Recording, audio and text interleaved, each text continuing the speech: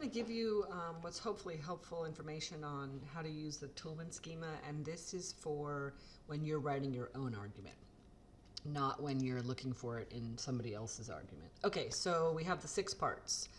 Claim, grounds, warrant, backing, qualifier, rebuttal, and I'm going to go through these one at a time. So the claim is the argument you are making. The grounds is on what grounds you are arguing that, the why, the because. The warrant is the foundational sort of value that you have that this argument rests upon. Backing is any information you use to convince us logically. Qualifier is any limiters, and the rebuttal is what the other side of your argument thinks, so your sort of opponent. Okay, start with the claim. Sometimes your teachers will call it a thesis. I will call it your argument. I'll say, what's your argument? And you'll say, I'm arguing that, in this case, hot dogs are better ballpark food than hamburgers. So that's what my argument is. That's my claim. I am claiming that hot dogs are better ballpark food than hamburgers. Okay, and if you didn't agree with me, you would say, okay, on what grounds are you arguing that? And I would explain my reasons, okay? Some people call it evidence, some people call it facts. It's the because, the why. On what grounds are you arguing? Because there's lots of different grounds. But I would say, I'm going to argue on these grounds.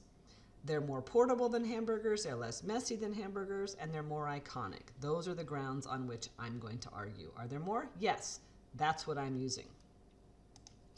Okay, so the warrant then is this value, belief, assumption, all those words work, that the person who is making the argument it believes, and you really want the person that you're arguing with to agree with that, to believe that too. If you don't agree on the warrants, the argument's very difficult.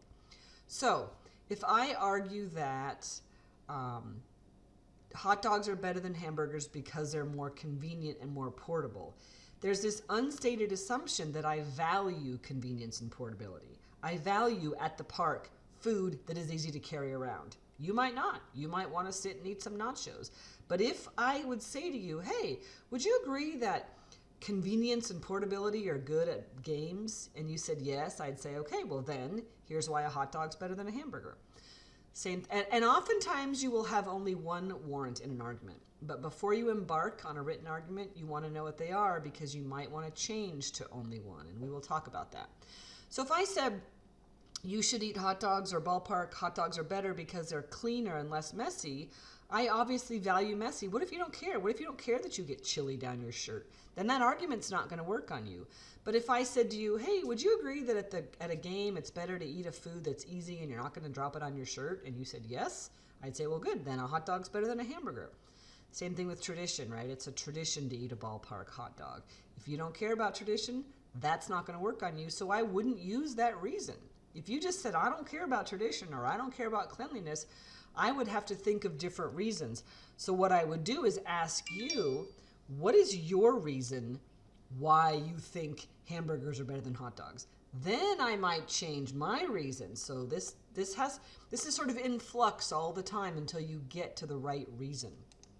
Okay, so then backing is all of the detail. Yes, sometimes you're going to use researched backing.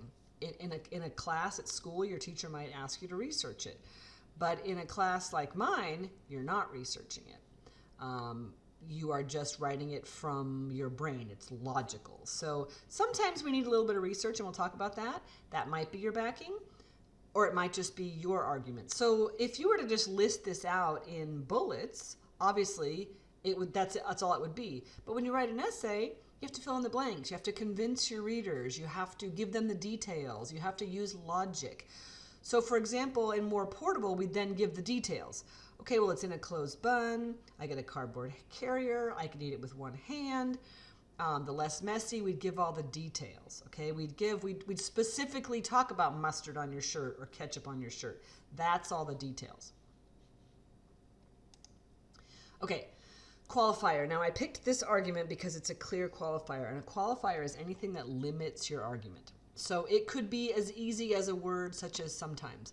So if I'm trying to argue everybody should own a really big dog, I might say unless you live in a small apartment.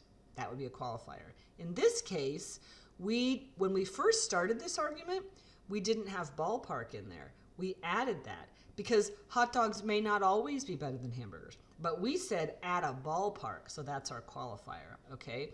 We also might say, obviously, if you're a vegetarian, you'd want a tofu hot dog. Which is better, a tofu hot dog or a tofu hamburger? So we have to limit these.